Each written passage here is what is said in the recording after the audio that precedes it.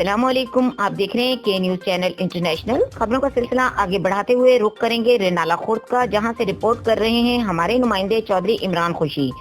یونیورسٹیوں میں طلبہ اور طالبات کو پاکستان کے ثقافتی ورثے سے ہمکنار کریں پروفیسر زکریا ذاکر۔ بین الاقوامی سطح پر شناخت کے لیے ہمیں اپنی تاریخ کی تجدید کرنا ہوگی۔ وائس چانسلر اوکاڑا یونیورسٹی ہمارے نوجوان پاکستانیوں کی تاریخ اور تہذیب سے بے خبر ہوتے جا رہے ہیں۔